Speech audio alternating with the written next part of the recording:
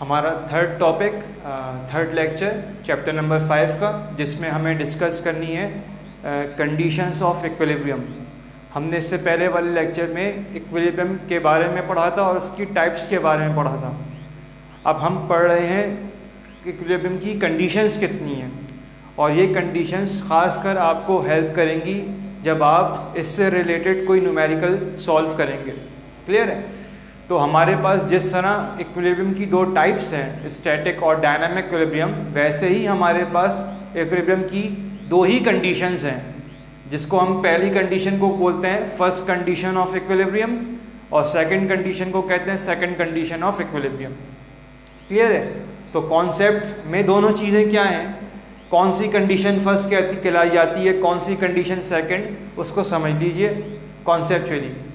First condition of equilibrium का मतलब ये है किसी भी ऑब्जेक्ट पर नंबर ऑफ फोर्सेस लग रही हों, किसी भी ऑब्जेक्ट पर नंबर ऑफ फोर्सेस लग रही हों, लेकिन उन सारी फोर्सेस का समेशन या वो सारी की सारी फोर्सेस उस ऑब्जेक्ट पर कुछ इस तरह से लग रही हों कि वो ऑब्जेक्ट आपको वहीं पर जो थोड़ी देर पहले बग़ैर फोर्स लगे नज़र आ रहा था अपनी स्टेट में, वो आपको वैसा ही नज़र आए। इसका मतलब सारी की सारी फोर्सेस जो लग रही हैं उनका समेशन आपस में मिल के एक दूसरे को कैंसिल कर रहा है, और सारी की सारी समेशन फोर्सेस का वो ज़ीरो के बराबर हो गया। उस सूरत में उस ऑब्जेक्ट को हम कहेंगे ये इक्विलिब्रियम की एक स्टेट में है, और वो कौन सी कंडीशन है, first condition of equilibrium. Clear है? आपके सामने मार्कर है, मेरे पास ये डस्टर है, मैं इस पर फोर्स लगाऊं कि ये राइट से लेफ़्ट की तरफ मूव करे, और मैं इसी तरह दूसरे हाथ पर भी फोर्स लगाऊं जो उसी मैग्नीट्यूड के बराबर हो, डायरेक्शन में ऑपोजिट है, वो ये डस्टर इस फोर्स के लगाने से अब लेफ़्ट की राइट की तरफ जाए, लेकिन दोनों फोर्सेस के लगने पर ये डस्टर वहीं पर अगर स्टे करता है तो इसका मतलब सारी की सारी फोर्सेस का समेशन मिलके आपस में जो आपको रिजल्ट दे रहा है वो किसके बराबर है, ज़ीरो के बराबर। इसका मतलब इस सूरत में कंडीशन कहलाती है इक्विलिब्रियम की फर्स्ट कंडीशन ऑफ इक्विलिब्रियम। आसान है, इसको थोड़ा एक्सप्लेन करके समझा रहे हैं, देख लीजिए। मैंने किसी एक ऑब्जेक्ट पर नंबर ऑफ फोर्सेस लग रही हैं, तो मैंने वो नंबर ऑफ फोर्सेस को ले लिया। एक फोर्स F1 है, फिर F2 है, फिर F3 है, कितनी है, n नंबर ऑफ फोर्सेस हैं, तो हमने उसको n तक ले लिया, यानी किसी एक ऑब्जेक्ट पर n number of forces add कर रही हैं, F1, F2, F3 to n to Fn। Clear है? So according to first condition of equilibrium, अगर मैं इस पर first condition of equilibrium apply कर दूं तो इसका मतलब ये कि सारी की सारी फोर्सेस को जब मैं ऐड कराऊं तो आंसर किसके बराबर आना चाहिए, ज़ीरो के बराबर आना चाहिए। तो देख लीजिए, पहली फोर्स को ऐड कराया दूसरी के साथ F1 प्लस F2, इसी तरह आगे F3 भी होगी, फिर F4, कहाँ तक जा रहे हैं आप, Fn तक जा रहे हैं। सारी की सारी फोर्स किसी एक ऑब्जेक्ट पे लग रही हैं, और क्योंकि आप फर्स्ट कंडीशन अप्लाई कर रहे हैं इक्विलिब्रियम की, तो इन सब का आंसर क्या आना चाहिए, ज़ीरो के बराबर आना चाहिए। क्लियर है? तो इसी चीज़ को अगर मैं समेशन की फॉर्म में लिखना चाहूँ, ये एक सम है, और सम को आप एज वेरिएबल लिखकर बताते हैं समेशन की फॉर्म में, तो ये आ गया समेशन किसका, सारी की सारी फोर्सेस का, जो स्टार्ट हो रही है 1 से, I इज इक्वल टू 1। तो मैंने देखें F के साथ I लिखा है, इसका मतलब I की वैल्यू 1 से स्टार्ट हो रही है, और ये F की वैल्यू जो 1 से स्टार्ट हो रही है वो ऐड हो रही है, उसके बाद 2 आएगा, उसके बाद 3 आएगा, यानी F1 फिर प्लस F2 फिर F3, और ये कहाँ तक जा रही है, n तक। यानी इस पूरे इक्वेशन को मैंने इस तरह एक कॉम्पैक्ट फॉर्म में लिखकर दिखाया आपको, समेशन के साइन के साथ सारी की सारी फोर्सेस को ऐड करा रहे हैं जो 1 से स्टार्ट हो रही हैं, n तक जा रही हैं, और इनका आंसर अगर मैं फर्स्ट कंडीशन की बात कर रहा हूं तो वो ज़रूर ज़ीरो के बराबर आना चाहिए, जो कि आपकी फर्स्ट कंडीशन ऑफ इक्विलिब्रियम है। इसको थोड़ा और हमने जो है वो फर्दर सिंप्लीफिकेशन करने के लिए इसको और हमने जो है ऐड कर दिया इसके अंदर मज़ीद। किस तरह ऐड कर दिया, हमने अब इसी फोर्सेस को जो हमने F1, F2, F3 करके मैं आपको दिखा रहा हूँ, मैंने उनको x और y प्लेन पर ले लिया। क्लियर है? और उनके कंपोनेंट में मैंने उसको रिजॉल्व कर लिया। देखें ध्यान से, एक फोर्स है F1 के नाम से, मैंने कहा अगर ये x और y प्लेन दोनों पे लग रही है तो इसका मतलब ये है कि इस F1 के पास इसका x कंपोनेंट भी है और इस F1 के पास इसका y कंपोनेंट भी है। तो देखिए मैंने लिखकर बताया F1 क्योंकि प्लेन पर लग रही है जो कि XY प्लेन है, तो F1 का एक कंपोनेंट आ गया F1x, x वाला कंपोनेंट किसका, F1 का। और x की डायरेक्शन बताने के लिए क्योंकि फोर्स एक वेक्टर है और आप वेक्टर की फॉर्म में रिप्रेजेंट कर रहे हैं तो आपको ज़रूर एक यूनिट वेक्टर को दिखाना होगा। और आपको पता है कि x की डायरेक्शन को दिखाने के लिए और मालूम करने के लिए जो यूनिट वेक्टर आप यूज़ करते हैं कॉमनली, वो उसको आप रिप्रेजेंट करते हैं विद आई कैप। इसी तरह F1 का एक और कंपोनेंट भी होगा y कंपोनेंट, तो हो गया F1y, और y की डायरेक्शन को आप रिप्रेजेंट करते हैं with a unit vector of j cap. इसी तरह जिस तरह आपने F1 के कंपोनेंट बनाए x और y, इसी तरह F2 के भी कंपोनेंट बनेंगे। x का कंपोनेंट किसका, F2 का, F2x i कैप। इसी तरह F2 का एक और कंपोनेंट y वाला F2y j कैप। इसी तरह F3 का भी होगा, F4 का भी होगा। तो हम कहाँ तक जा रहे हैं, हम Fn तक जा रहे हैं, यानी nth फोर्स तक जा रहे हैं, वो कोई भी हो।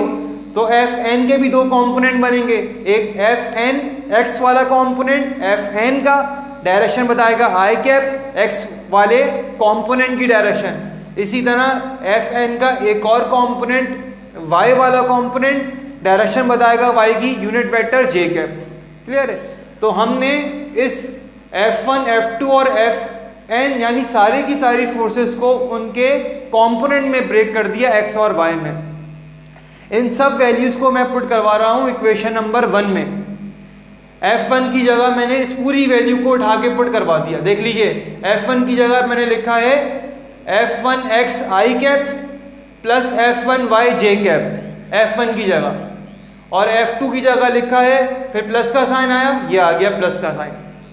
F2 की जगह लिखा है F2x, F2 की जगह आपने लिखा है इसकी value F2x i cap plus F2y j cap, ये लिख दिया मैंने F2 की जगह। देखें इक्वेशन आ रही है वही, F1 की जगह उसकी वैल्यू, देन प्लस का साइन, F2 की जगह जो ये वैल्यू थी वो पुट करवा दी, फिर प्लस का साइन।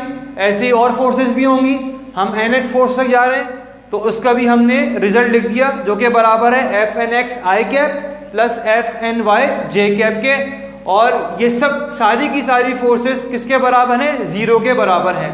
क्लियर है। अब हमने क्या करा, ये सब आपस में ऐड हो रहे हैं, तो हम सब x वालों को एक साथ लिख रहे हैं और y वालों को एक साथ लिख रहे हैं। तो F1x फिर F2x, फिर इसी तरह डॉटेड लाइन, डॉटेड हम इस तरह इसको कंटिन्यू करेंगे Fnx तक। ये सारे x के कंपोनेंट को हमने एक तरफ कर दिया और सारे के सारे x की कंपोनेंट की डायरेक्शन कौन बताएगा, i cap i cap i cap, इसी तरह i कैप। तो हमने उसको पहले ही कॉमन निकाल दिया, इसी एक स्टेप में i कैप कॉमन आ गया। ये सारी की सारी वो फोर्सेस हैं जो कि अब आपने उसको मज़ीद माइक्रोस्कोपिक लेवल पर जाके देख रहे हैं कि आपने उसको मज़ीद जो है सिंप्लीफाई कर रहे हैं कि अब F1 के भी कंपोनेंट आपने फोर्सेस के कंपोनेंट बना दिए। ये सारी वो वाली फोर्सेस हैं जो x पर लग रही हैं। इसी तरह आपने y वाले कंपोनेंट वाली फोर्सेस को एक जगह ले लिया, F1y प्लस F2y, और वो चलती जा रही कहाँ तक, Fny, और y की डायरेक्शन को जो यूनिट वेक्टर बताता है j कैप, तो हमने उस j कैप को बाहर कॉमन ले लिया इस तरह, जैसे बाकी सब, जैसे मैंने x के लिए लिया था वैसे y के लिए। ये सारी की सारी फोर्सेस किसके बराबर है, 0 के। तो देखिए मैं क्या लिख रहा हूँ, 2 बार 0 लिखा है। इसका मतलब ये है कि सारी की सारी फोर्सेस हमने उसको मज़ीद ब्रेक कर दिया है। सारी की सारी फोर्सेस हमने पहले एक जनरली बात की थी, अब उसको हमने ब्रेक कर दिया कंपोनेंट में। अब कह रहे हैं सारी की सारी फोर्सेस जो x पे लग रही हैं वो इटसेल्फ 0 के बराबर हैं, और सारी की सारी फोर्सेस जो y पे लग रही हैं वो अपने इटसेल्फ 0 के बराबर हैं। इस इक्वेशन को मैंने इक्वेट कर दिया। देख लीजिए, सारी की सारी फोर्सेस, समेशन का साइन आया, इसका सारी की सारी फोर्सेस ऐड हो रही हैं। कौन सी, x कंपोनेंट वाली। कहाँ से स्टार्ट हो रही हैं, i का मतलब क्या है, 1 से स्टार्ट हो रही हैं और n तक जा रही हैं। 1 से स्टार्ट हो रही हैं और n तक जा रही हैं, फोर्स का समेशन है, x वाले कंपोनेंट है, फोर्स का समेशन है, x का कंपोनेंट के साथ 1 से स्टार्ट हो रही है, n तक जा रही है, किसके बराबर? 0 के बराबर। मैंने उसको ऐसे लिख के दिखा दिया, सारी की सारी फोर्सेस जो x पे लग रही है वो 0 के बराबर है। मैं ये कहूँ सारी की सारी फोर्सेस लग रही 0 के बराबर, मैंने उसको और इस तरह करके बता दिया, सारी की सारी फोर्सेस जो x पे लग रही है वो भी 0 के बराबर। इसी तरह सारी की सारी फोर्स जो y पे लग रही है, मैंने इसको भी इक्वेट करवाया। तो सारी की सारी फोर्सेस जो y पे लग रही हैं 1 से स्टार्ट हो रही हैं, n तक जा रही हैं, किसके बराबर? 0 के बराबर। हमने इसको ऐसे लिख दिया, सारी की सारी फोर्सेस y पे लग रही 0 के बराबर। इसका मतलब ये है अगर एक ऑब्जेक्ट पर फोर्स लग रही है पर्टिकुलर डायरेक्शन में एक्स वाई प्लेन पर, और हमने कहा जनरली वो ऑब्जेक्ट आपको इक्विलिब्रियम में नज़र आता है, इसका मतलब first condition of equilibrium valid है कि सारी की सारी फोर्सेस इटसेल्फ अपना रिजल्टेंट 0 बना रही हैं। और हमने उसको मज़ीद सिंप्लीफाई करके बताया, इसका मतलब ये है कि सारी की सारी फोर्सेस जो एक्स एक्सिस पर हैं वो भी 0 हैं, और सारी की सारी फोर्सेस जो वाई एक्सिस पर हैं वो भी 0 के बराबर हैं। तो वो आपको ऑब्जेक्ट इक्विलिब्रियम में नज़र आ रहा है। क्लियर है? तो ये फर्स्ट कंडीशन ऑफ इक्विलिब्रियम है। Now we move on second condition of equilibrium. First condition of equilibrium का ताल्लुक है फोर्स से, और आपको पता है ये वाली फोर्स की हम बात करते हैं किसी भी ऑब्जेक्ट के मोशन की बात करें कि वो लीनियरली मूव कर रहा हो। क्लियर है? अब हम आ गए second condition of equilibrium. Second condition of equilibrium में हम मोशन की बात करते हैं एंगुलर फॉर्म में। यहाँ लीनियर था, यहाँ एंगुलर था, यानी किसी ऑब्जेक्ट में मोशन आए एंगुलर फॉर्म में, लेकिन हम मोशन की बात नहीं कर रहे।